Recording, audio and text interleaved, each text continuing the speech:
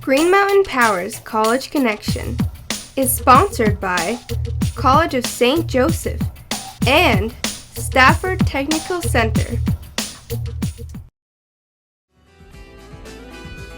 At the College of St. Joseph, what we would like to do is look beyond just getting them into the program, but making them the best in those programs and successful.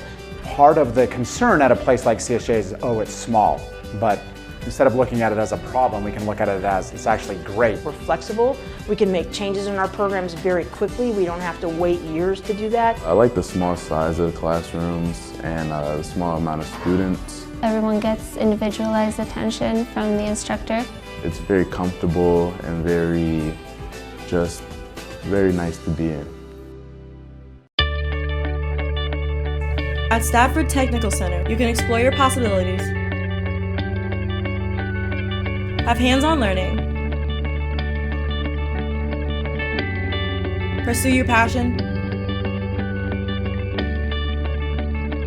and start your career. Want to see what they're laughing at? Visit staffordonline.org, and while you're there... Welcome to Green Mountain Power's Energy Innovation Center in downtown Rutland, Vermont. And tonight is GMP College Connections, which is our monthly lecture series. And we have Professor Fred Popkis from CCV tonight, and his discussion will be about energy and weather and how we can predict what this winter will be like in Vermont. So, fascinating talk. He was on Morning Chat this morning, and I look forward to learning even more than I did this morning. So welcome and thank you. Thank you very much. It's a privilege to be back at the Energy Innovation Center. I'm going to start with a question and talking about climate and weather and differentiating between the two. I'll give you some definitions in a minute. But my first question is, we are going to be minus 13 on Thursday morning. How many days did Anchorage, Alaska have in 2014 below 0 degrees Fahrenheit? Negative numbers. Not many. 20? None. No. Anchorage, Alaska did not have one day in 2014 below 0 degrees Fahrenheit. Now, is that climate or weather? That's weather. So let's talk a little bit about the difference. We probably ought to start with definitions. Weather is the day-to-day thing that we observe.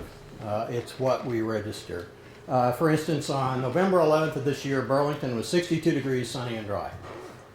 Climate, on the other hand, is the typical conditions that we expect to happen. It's what the climatologists and forecasters would expect November to be like. On that particular day in November, Burlington should probably be cloudy. The temperature should probably be in the 40s. And in the month of November, we average about 1/10 of an inch of rain a day, although it doesn't rain every day, but that's the average for the month. So what we got was not what we expected. And that's a good way to remember the difference between weather and climate. Climate is what you expect. Weather is what you get. So what happened in Anchorage last year was weather.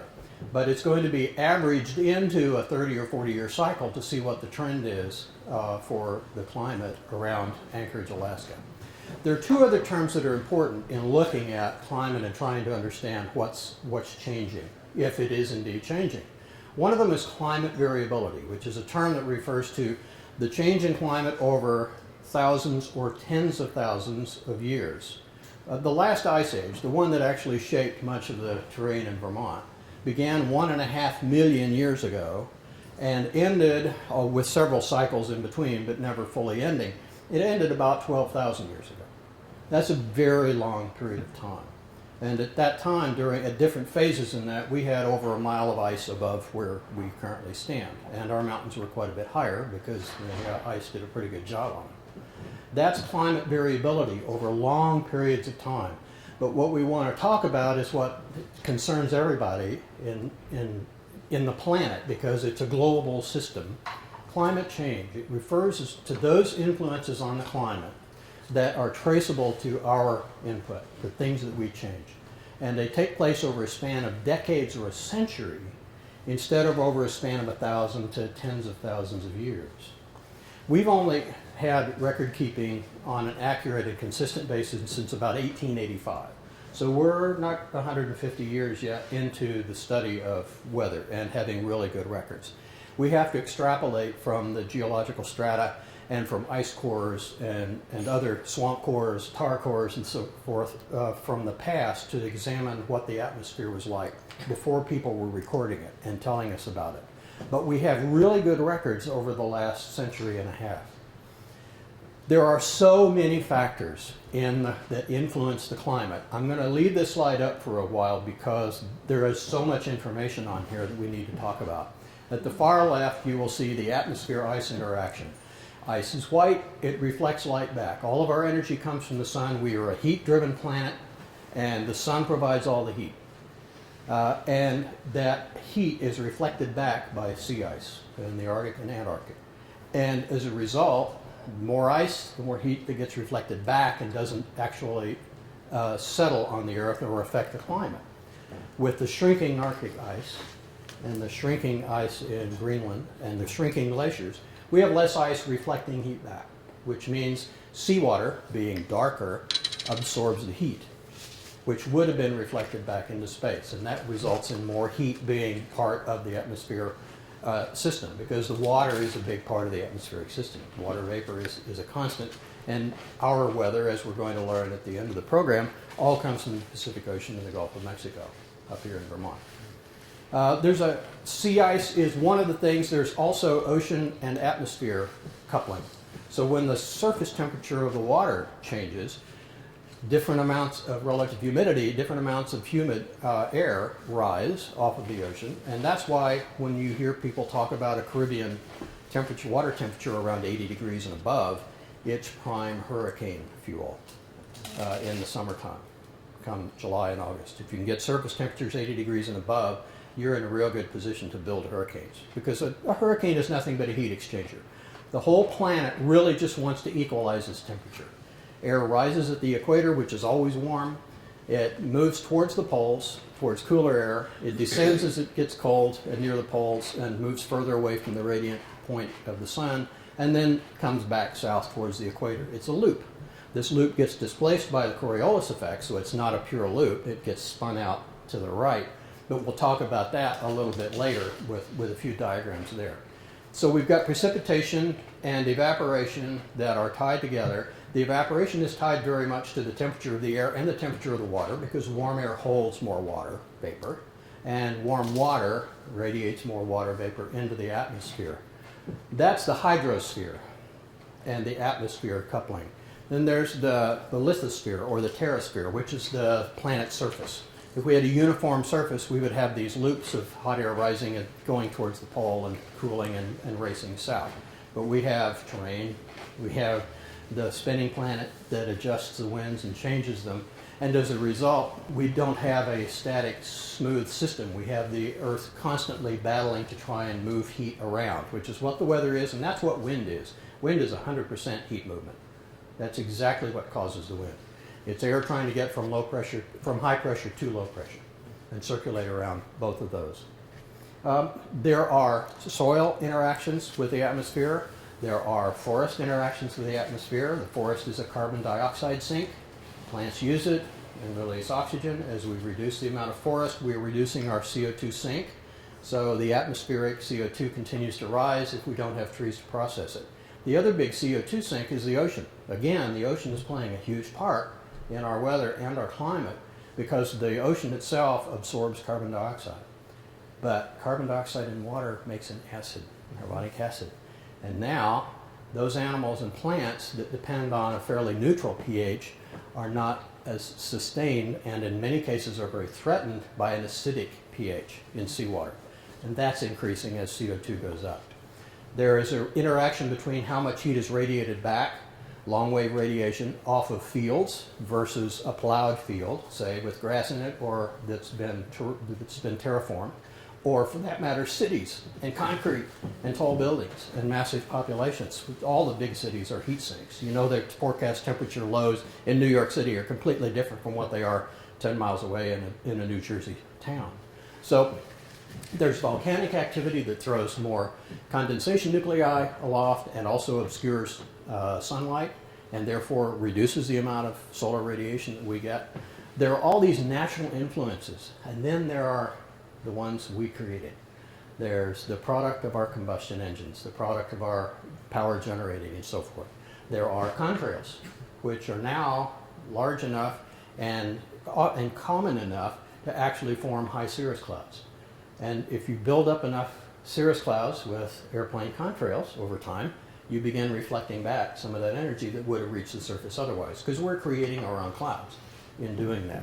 They're just ice crystals, but they still reflect the energy back. And then that has another trap part of the cycle that allows warm air to manifest and our temperature to climb. That's one of the human influences. The others are everything we put off, the aerosols, the nitrous oxides, ozone, all of the stuff we used to have in our refrigerators and air conditioners. And of course CO2, which is the big one. CO2, carbon dioxide, is the really big human influence. And all of these things together affect the global atmospheric system. Now, how do we know what part the human influence plays in this? And here's a really good explanation that was recently made. This is a 2014 chart. How do we know human beings play a role? There are three different scales, three different things on this scale.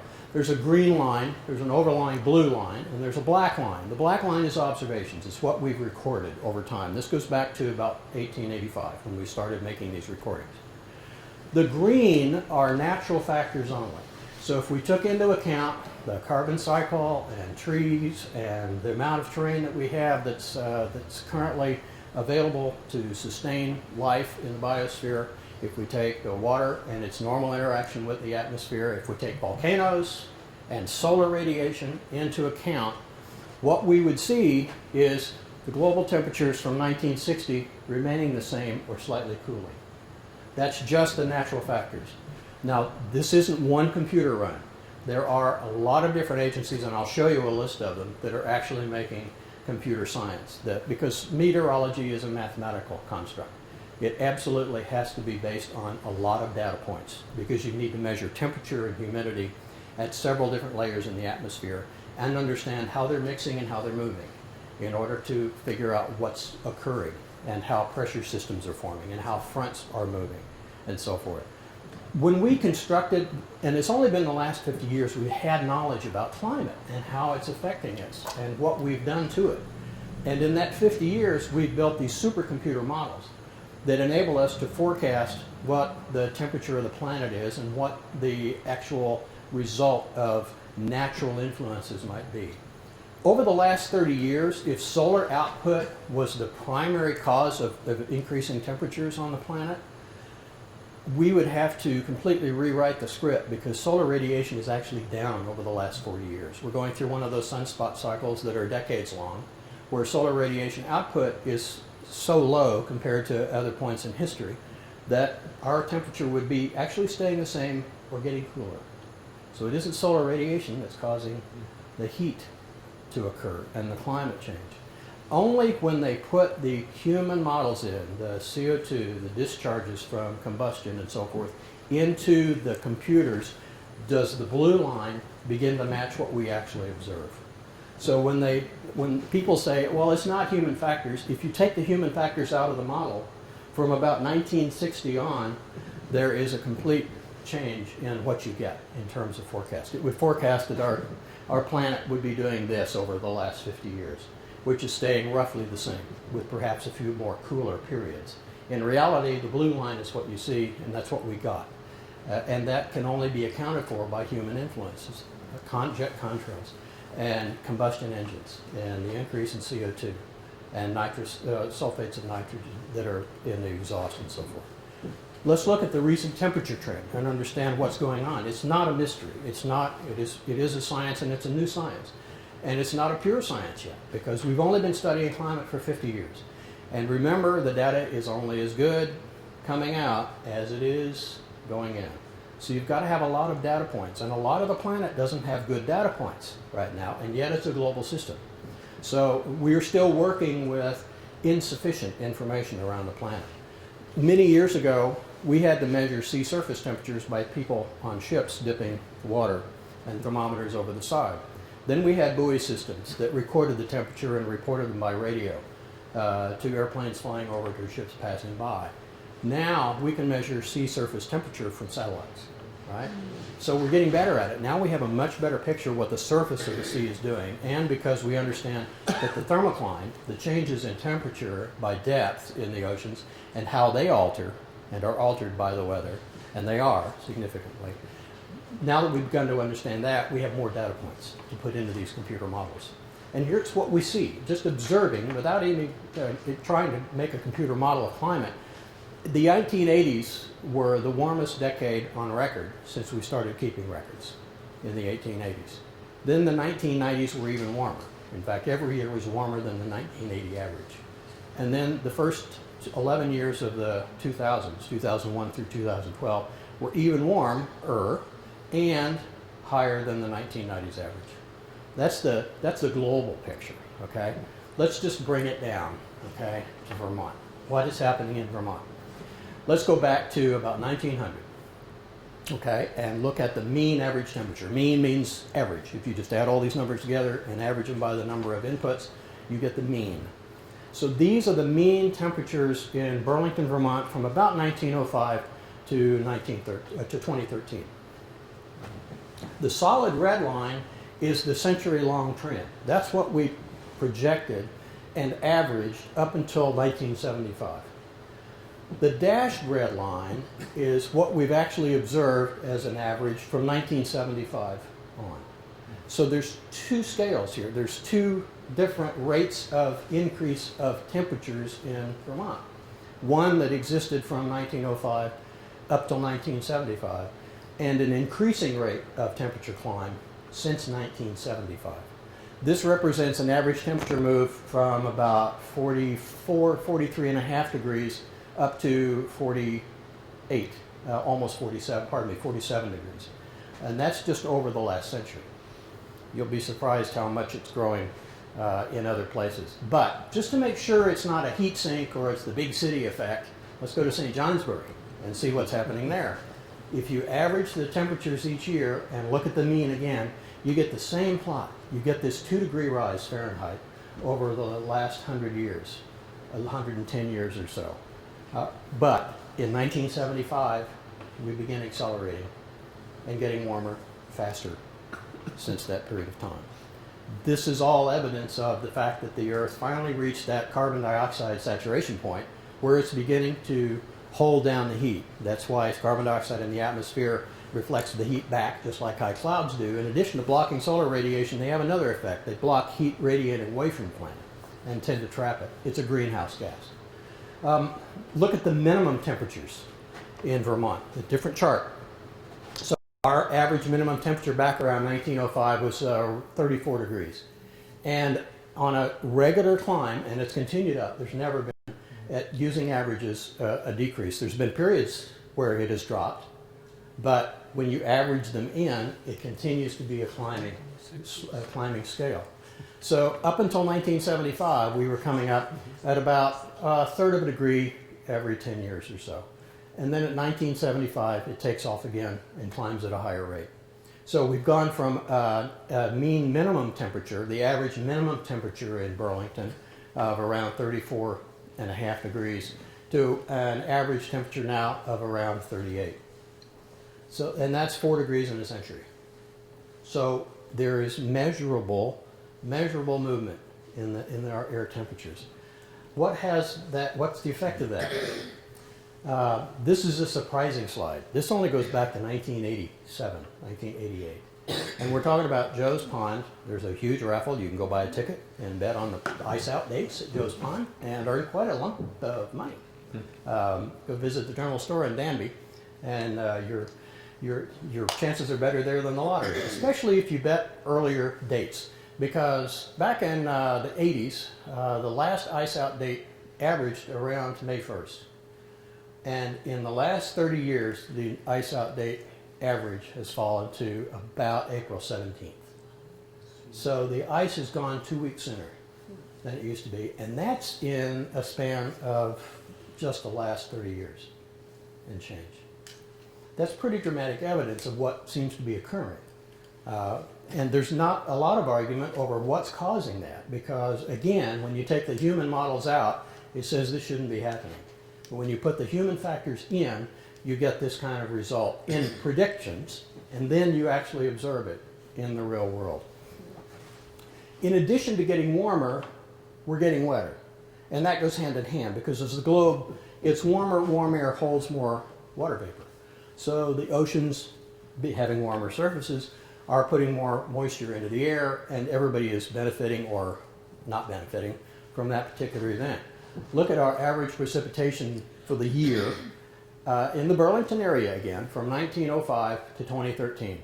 We used to be right around 30 inches a year of precipitation, and we were on a path to probably reach something on the order of 38 inches of precipitation a year until 1975, when it began accelerating, and our precipitation is now climbing past 40 inches a year. In terms of the number of days that we get a full inch of rain or more, back in 1905, we had about 3 or 4 days in which we actually got an inch of rain in that 24-hour period. Now, the original growth up to 1975 would have us somewhere around 7 days, 6.5 or 7 days that achieve a 1-inch rainfall. And in reality, we're almost at 8 at this point. So 8 days a year, we get a full inch of rain and more. One of the things that people tend to forget is that a lot of the damage from Irene was caused by the fact we had saturating rains before Irene got here. And the ground was saturated, so there was no place for all that water to go except into the runoff and into the streams and rivers and become a flood. So precipitation is also increasing because of the increase in temperature globally. It also has an effect on snow, and this is actually a good trend for Vermont for a while, because as it gets warmer, it isn't going to be snow anymore. But look at our average snowfall, again in Burlington, from January through December, from about 1905 to 2013. Typically on the order of about 60 inches back in the turn of the century. Which on its trend line would have wound up being at about 80 inches a year if the rate of snowfall increase had sustained what we saw in the first 75 years. On the other hand, since 1975, again, the line has diverged. It has gone up, and we are now looking at 95 average inches of snowfall a year instead of what we might have seen otherwise at 80. So it affects the high areas too. Mount Mansfield, our mountain systems, benefit from upslope flow. Air coming from the west is pushed against the mountain and rises. As everything moves west to east anyway, it's either a northwest wind, a west wind, or a southwest wind. So which direction weather moves. And as it reaches the slope, it gets pushed up. Humidity that would not condense out of the air at sea level, and sea level pressures and sea level temperatures gets pushed up into cooler air, where it now reaches the condensation level and begins to precipitate out of the air. So the mountains always get more snow than we do down here in the lowlands or in the flats. Mount Mansfield's 1950 snowfall rate was at about 180 inches a year. And up until 1975, they were on line to reach about 210 inches a year. But again, at the middle of that gap, at around 1975, it began diverging again, and it's actually up around 225 inches a year at Mount Mansfield. This trend will continue for about another 25 years. But sometime between the 30 and the 50-year point, the prognosis is that the increasing temperatures that we're seeing will begin to turn much of this into liquid rain. And of course, unless you get the temperatures you need, you can't even make snow if liquid rain is falling because the temperature's not right. So that's the downside of increasing snowfall. It's going to help us for a while, but we better diversify for our kids' sake, because this isn't going to affect most of us, but youngsters born this year and in this decade are going to see these changes profoundly by their 60th birthday before they qualify for Social Security. The good thing about global warming in Vermont is it's giving us a lengthening growing season. We're actually gaining about 3.7 days per decade in summer growing season. So every 10 years we're adding about almost 4 days to our growing season in Vermont. This will affect the birds' movements too, because it provides a better climate and earlier seed and forage opportunities. The first freeze is also moving back. We're also losing about 3.9 days of freezing weather or winter every 10 years as well. They're reducing. So the first freezes used to be back in 1960 around October 1st. And the first freeze is now coming well after October 20th. Whereas the last freeze used to be occurring somewhere around the 15th or 16th of May and is now already down to the 1st of May on an average, when you average the data. So what does that mean we're seeing here in Vermont? This is a statement from actually the Vermont Climate Assessment, which is available online and just published a few months ago by the Gund Institute and the University of Vermont. Rising temperatures are clear. The state's average temperature has increased by 1.3 degrees Fahrenheit since 1960. 45% of that growth has occurred just since 1990. So it's just been in the last 25 or 30 years that the greatest increases have been seen. The most recent decade was our hottest on record, and all regions are experiencing warmer, although the changes in temperatures aren't uniform. Winter seems to be warming at about twice the rate of summer. So we're getting warmer in the winter and getting warmer in the summer, but the winters are warming up faster. A lot of that has to do with where our weather comes from, and that's El Nino and La Nina, which we'll talk about in a second. The freeze-thaw cycle is changing dramatically because of these rises in temperatures. Warmer seasonal temperatures result in a later first freeze in the fall and an earlier last freeze in the spring, lengthening the growing season, like I talked about, 3.9 days per year, per decade, with the freeze period shrinking, and about 3.7 days over a decade that are in the past 40 years of increasing summer length. So we're seeing more late thaw-outs of early thaw-outs of ponds and lakes and the rivers. And then the big change for us, to a large degree, is going to be the continued impact of flooding. As we get more precipitation and the number of days in which we get 1 inch of rainfall or more climb and get higher, there's more likelihood that we're going to lose the use of bottomland and that we're going to experience a great deal more nutrient runoff from our fields. With the heavy rainfall, it washes the nutrients out, it washes the fertilizers, unfortunately, into the river streams and the lake. We're already in trouble in Lake Champlain for some of the nutrient phosphorus runoffs. And as we get more precipitation and warmer weather and longer summers where it isn't frozen, we're going to see greater flows in these rivers. Now, there are upsides and downsides to all of this. A greater snowfall means we're going to have some really good years. So there's a career to be made in the next 30 years, in the ski resorts. Beyond that, steer your grandkids into something other field. If your kids are having kids in 35 years, they need to think about something other than ski resorts. But by the same token, HVAC systems are going to be more in demand on the cooling side. So where we're saving money in the winter because we're not burning as much oil or natural gas or wood, we're going to be spending that money in the summers for air conditioning and for moderating our buildings and keeping them from getting warmer as the temperatures climb. There's always a give and take. There's always a plus and minus. The Earth is not static. If it's cold somewhere, it's hot somewhere else. So saying that it's minus 13 on Thursday morning here means that there's no global warming, ignores the fact that you don't really know what's happening in Australia today. And maybe something very similar is happening in the opposite direction as a result of it. This is all from the Vermont Climate Assessment. I'll tell you how to get there. But what determines our weather here in Vermont? The Pacific Ocean, for the most part. And not just the whole Pacific Ocean, but mainly that Pacific Ocean that lies along the equatorial region, within plus or minus 5 degrees latitude of the equator. And then the eastern half of the equator region in the Pacific Ocean, about from halfway across the international date line in east towards Central America, is the part that has the biggest impact on our weather here in North America. And then the two children, El Nino and La Nina. El Nino being warm water at the surface of the eastern Pacific Ocean from 180 degrees, a date line approximately on east, and La Nina, which is a cooling of that water, or a very cold surface temperature of the eastern Pacific.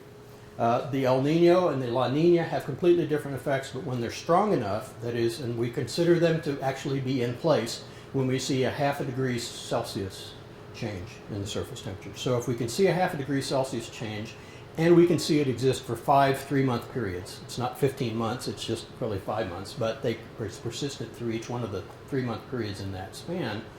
Then we consider ourselves to have an El Nino or a La Nina event going on.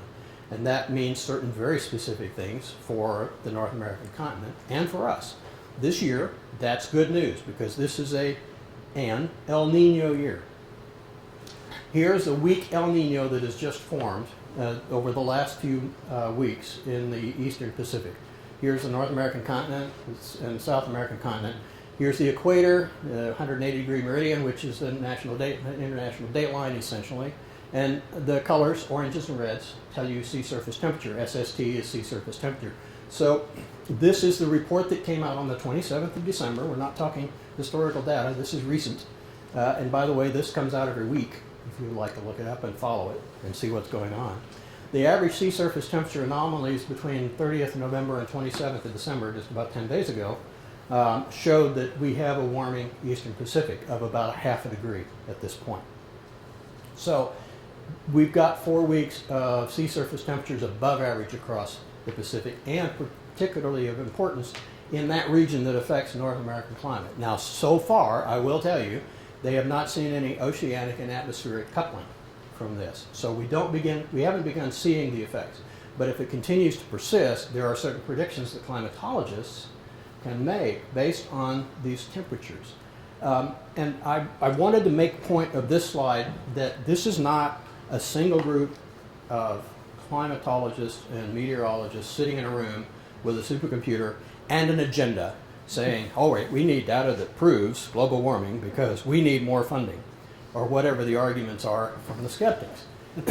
These are just a few of the organizations that are tracking climate data, and they're willing to make predictions about what the likelihood of an El Nino event this winter and spring are.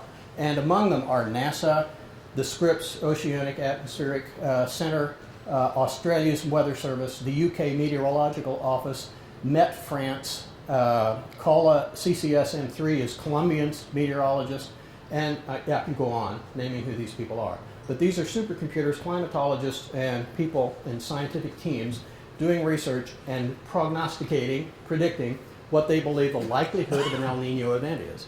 And the consensus, you have to look within it. There's a dynamic average, the yellow line, that shows what the strongest suggestions are for temperature rise. And over here is the 0 degree, no change in temperature at the surface of the Pacific in our critical region. Here's 0.5 degree Celsius and a full degree Celsius. So if you take the statistical average, which is this faint blue line that runs at my fingertip, it looks like we're looking at something above 0.5 degree into, and these are 3-month periods, November, December, January, February, March. You can see that that goes above the 5 degree line into probably February, March, and April, if these forecasts are right. Where some of the forecasts say, oh, it's actually going to continue to rise through the summer. So right now, when you put all of this information together and dump it and average it, you get a 65%, 2/3, 2 out of 3 probability that we're going to have a weak El Nino event, somewhere on the order of 0.5 degree to 1 degree in the eastern Pacific. And that will have an impact on our weather.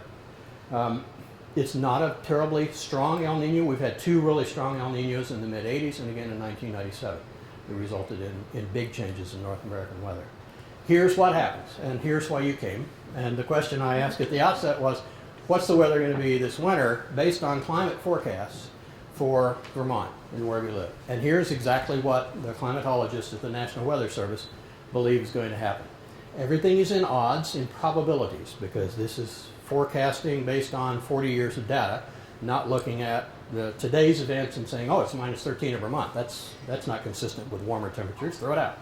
This is based on historical data and what we've seen in the past in El Nino or La Nina years.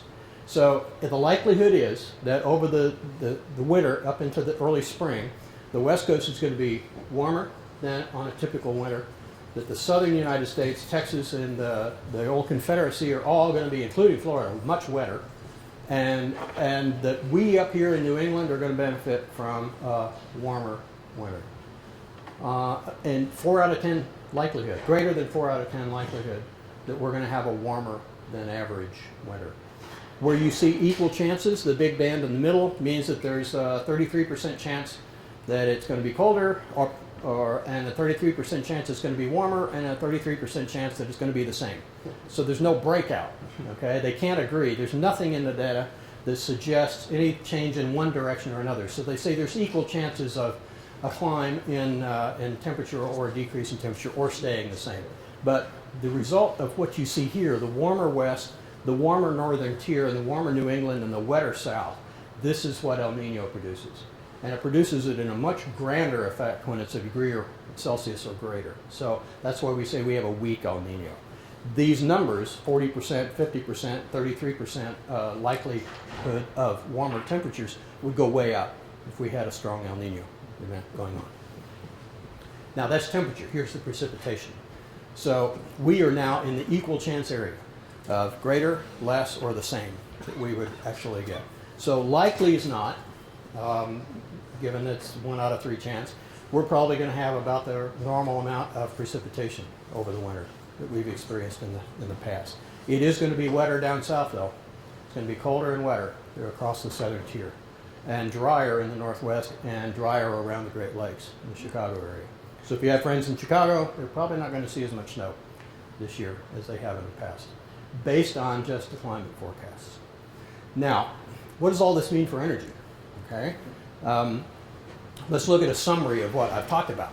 The rising temperatures will continue largely caused, based on what we know now, on human activity, rising at a rate greater than what natural climatology would suggest if you take human input and human production out of it.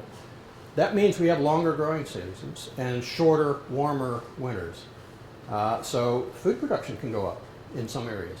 But remember, if we're getting warmer and we've got a really good wheat season here, there's some people in the south who are going to have temperatures that won't grow wheat or grow corn, because it's gotten warmer there too, and it's going to move out of the range of that particular hybrid's capability to sustain and produce the yields that it does at the typical weather. So we're becoming a better agronomy state, when some states are going to become drought-ridden, and not be producing as much. With warmer temperatures comes increased thunderstorm development.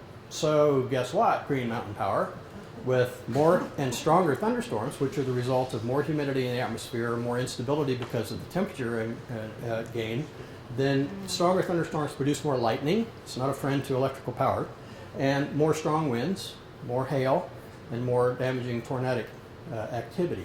So it doesn't look good for power lines as thunderstorms get stronger in the summer. More power interruptions might be likely. And we're going to use less energy in the winter as this happens. Your kids are going to spend less money, whether it's oil, gas, or electricity you're using to heat your home, or wood. They're going to spend less money heating the homes in the winter over the next 50 years. But they're going to spend more energy in the summer keeping their homes cool and dealing with the increase in heat and moisture. The precipitation is going to continue, and that's going to put a greater stress on our creeks and streams, on nutrient runoff, on agricultural fertilizer runoff, and into our Lake Champlain and all of our waters. But greater snowfall in the mountains with the increase in precipitation is good news for the resorts for the next 25 or 30 years. So we're going to have a great ski season for one normal working lifetime looking ahead. Some limits are going to be imposed on development because low-lying areas are going to be more prone to flooding as creeks and rivers get more sudden runoff, and we get an increasing number of days with over 1 inch of measurable liquid precipitation. But guess what? If our streams come up and become stronger flowing streams, we have the opportunity to do more hydro because we've got more consistent water flows, higher levels. We could actually add a few hydro plants. So there's ways we could actually take advantage of that in the short run. in the short term. Beyond 50 years, the projections unfortunately take most of the snow out of the picture. And we see our precipitation falling because of the temperature as rainwater. And that's going to mean that we have to shift from a resort-based and vacation spot. We're going to have a beautiful summer. We're going to be able to sell summer and fall like crazy. So, we're going to bring people in from the drought areas to see what green things look like 50 years from now, because they're going to want to see there will be trees bare of leaves by October, throughout the Midwest and the South, because it's going to be drier and hotter there. And we're going to have more moisture up here in New England, and we're also going to have a longer growing season that is more temperate than what they're experiencing in a lot of the southern areas.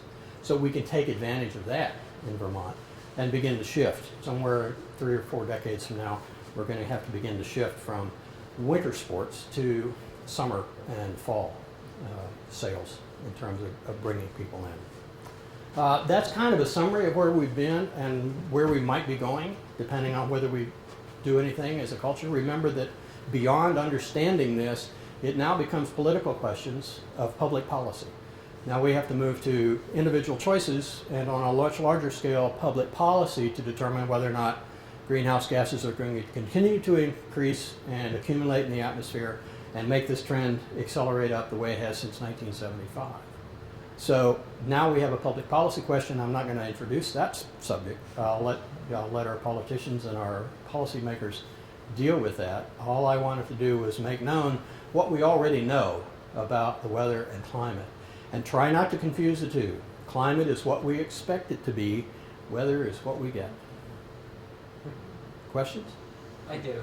Okay, go. If, let's say, we go back 100 years, Mm-hmm. how much further south would you have to go to find the same mild climate that Vermont has now?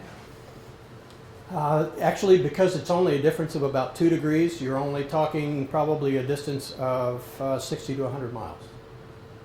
That's about the degree of difference that you experience in moving north. It's very variable because, every cold front, every Arctic snap, every polar vortex is going to make a different intrusion and go a different distance and so forth. But on average, you change the temperature outside by a couple degrees every 60 miles. So we probably will be 2 degrees different than Burlington most days. That's kind of your average. Every 30 miles, probably a 1 degree difference in air temperature. Yes, ma'am. What did we do in 1975? We apparently reached a point in terms of our production of carbon dioxide and so forth that triggered a more rapid greenhouse effect than was already taking place. And relate that to the graph that showed it from 1960 or 61, or you remember? Yeah. In the first graph it was 60, 61, and then the second group was 75. Yeah, the 60 to 61 I was looking at snowfall, and I think most of this is all 1905 and forward. Well, but the contribution by humans. Oh yeah, right. Where it started growing, everything starts moving up at about 1975, between 1965 and 1975. It's where things began to accelerate up. Baby boomers? Both in my lifetime, I'm older than all of you. In my lifetime, the population of this country has doubled. I mean, when I was born, there were half as many people here. That means less than half as many cars, less than half as many power plants producing electricity and power and so forth. So a lot has changed in the last. We don't realize that in a human lifetime, we've doubled our own population, and you can imagine what that's done to the population in China, and in India, and in South Asia. So there's just more people putting out carbon dioxide from fires, from cooking fires, from automotive, from mechanical engines, from power plants. So we've really kicked up the use of fossil fuels over the second half of the century. It really has been a much bigger growth, a very, very rapid growth in the use of fossil fuels, which is again why solar is important and wind is important and hydro is important, because they don't produce these effects. But of course, the argument, and it's a legitimate one, is if you can't get everybody to cooperate, you're not going to generate a whole lot of change. You've got to get everybody on board, which means that the important part of climate change is education. It's letting people know that what we're seeing is real, that these numbers exist, that there is no other explanation for what's happening since 1975. Our climate research and our computer models can only hit what we actually observe if we plug in greenhouse gases. It's the only way we can make predictions that are consistent with what we've observed. So it's education is the key, which gives me an opportunity to say we still have 7 seats open in the Introduction to Meteorology course at CCV here at the Rutland Center that I'll be teaching beginning Tuesday, January 27th. So if you'd like to come, we'd love to have you in the class. Remember that Vermont seniors 65 and above can attend for just the cost of registration, no tuition. And I'm having you rent a textbook, so it's cheap.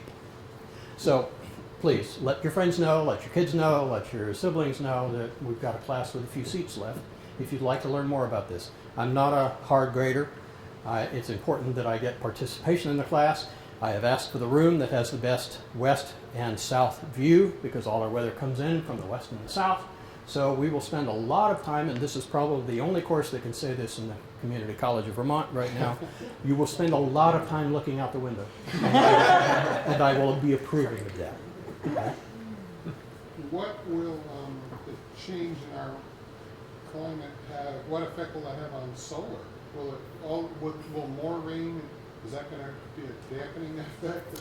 It is, because we probably are going to see more cloudy days as a result of that. More moisture, more condensation, you're going to have cloudier days. But keep in mind, we're also building solar panels now that can make plenty of power on cloudy days, where the technology is advancing faster than the climate is changing, fortunately, by a big margin. So we're going to be able to, I think we're going to continue to look at that as really important. And as it gets warmer, you're going to get more heat movement. You know, the whole planet runs on solar energy, and the whole thing runs on heat. It's what makes air move around. When you move air around, you spin turbines. So we've always got the opportunity to take advantage of that. Yes, ma'am? If we were all of a sudden to stop doing everything, let's say we just all disappeared from the planet, everything stopped, would things go back to on track to what they were doing climate-wise, or would something change this? No, the theory is that it probably would. We've not reached a tipping point that has determined, that is predetermined. We're at the edge, but we're not at the point where we've predetermined the death of the planet. In the absence of human activity, we get more vegetation, right? Everything is going to be growing. This is all going to be covered in trees and plants and climbing vines in 100 years, maybe 50. And all of those things eat carbon dioxide. The oceans are going to quit having to absorb the output of our Volkswagen exhaust. And as a result, it's going to become less acidic. It's going to be more hospitable to those plants and animals that are sensitive to low pHs. So yeah, if we were to quit everything and disappear as a species, the planet would restore itself to an equilibrium that seems to work. I'm not advocating that, mind you, but there are 2 brand new books out, actually, that postulate that look at they were both just published in the last year. I don't have the title. I just read reviews of them in the last week, but I don't have the title in my head. But they're about what happens if all the people left. What happens to the planet if all the people left? It's an excellent couple of books. I can get you if you'll leave your name and email address, I'll get it and send you a link to the book itself. One of the things you mentioned, I'm sorry. That's all right. One of the things you mentioned was the global temperature. Now, this is, we talk about climate and weather, right? And so the weather here. And so the weather is the swings in temperature across the globe are significant, obviously. And so how do you come up with an average? And is that average, and so I'm outing myself in my, weather ignorance here, or my climate ignorance. Are we talking about air temperature, or is this water temperature or surface temperature? How do you get an average? It's an average of what? And the site piece here, and I hate to have you postulate, but they say that global temperature changes of 2, 3, 4 degrees will have significant impacts on our day-to-day living. And so I was wondering, what is that line in the sand, and where and how close are we to that? I'll answer your second question first. There's varying models that suggest whether 2, 3, or 4 degrees is a threshold that's going to result in, for instance, losing much of the Arctic ice cap. Now, because it's ice floating in water, it doesn't raise the sea levels that much when the Arctic ice melts, but it's already down 13% over what we've experienced in the past and what we've seen. and that's over a period of 30 years. So we're losing Arctic sea ice in the north, at the North Pole. That doesn't raise water levels per se because it's already ice floating in the water. But as water gets warmer, what happens to anything you heat? It expands. So as you warm the ocean levels come up because it's warmer water. It's just a natural expansion, thermal expansion. So the 2, 3, or 4 degrees depends on what effect you're talking about. You're talking about development along the coast. Are you talking about the severity of storms? Are you talking about the frequency of hurricanes or severe weather inside the states? And there's various models. I can't give you a definitive answer on that. What was the second half of the question? Well, About how do you measure it? Oh, measure this? aviation. The fact that we have become a planet connected by air means that every place you land has got to have a meteorologist there to tell us exactly what's going on. They can't go out and look outside and go, hey, it's cloudy and there's some fog. I need more information than that to plan the land where you are. Okay, so the fact that we have generated and created this global air transportation system means that now there are hundreds and thousands, actually, of towns and cities and airports recording data and reporting that data every day. So our global picture is getting more accurate. There are big holes in it. There's parts in Central Africa, you know, where not a whole lot of people fly and there's no really regular communication out. But for the most part, we have much better models now of air temperature and sea surface temperature and winds and so forth and relative humidity. Those are the main things we look at, are wind, temperature, relative humidity, and then the presence or absence of clouds. And because we have a global transportation system, we're getting better at recording that data. So that's really why we know more about the globe than we did 50 years ago. Yes? So I just moved here 2 years ago from Nebraska. And so I experienced Vermont winters for the first time last year. And I have never seen 17 inches of snow overnight before. We don't get that in Nebraska. I guess my question is the winter that we had last year, which was, you know, unique, I guess, still to Vermont, a great one to experience for the first time, by the way. Is that something that we can expect more of as the climate change continues to happen? In those years where we have an El Nino affecting our weather, yes, because you're going to have higher snowfall amounts, and that's what happened last year. But by the same token, Nebraska does get that much snow. It simply blows into Illinois. That is true. Because it doesn't stay in Nebraska. Everything coming down in Nebraska is moving east at usually 30 to 40 miles an hour. So it actually probably is 17 inches in Illinois when it gets there and finally drops. But no, you don't get that kind because, again, you're in the Great Plains out there and the big flat area, and you've got the Rocky Mountains using upslope to create this humidity and precipitation shadow behind them. In other words, the moisture coming in from the Pacific drops all its moisture in the Rocky Mountains because it hits the upslope, goes up, condenses, falls to the ground in the mountains, and now you've got more dry air, and cold air carries less relative humidity, less water vapor. So you don't have as much in the northern tier along Nebraska and the Dakotas and so forth, as much snow falling at any one time. We get Gulf moisture and Atlantic moisture. Our nor'easters are Atlantic water falling on us. Most of the year outside the nor'easter season, we get our water from the Gulf of Mexico and from the Pacific.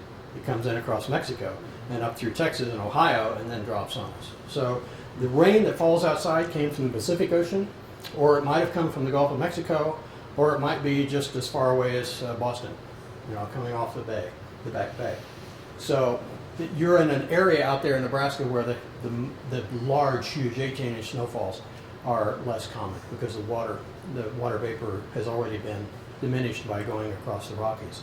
Incidentally, an inch of rain, how much snow is an inch of rain? It depends. It depends. 10. It depends. Depends is a good answer. But you said 10. Some people use an average of 12 because it falls in the middle. It's typically a factor of 6 to 16.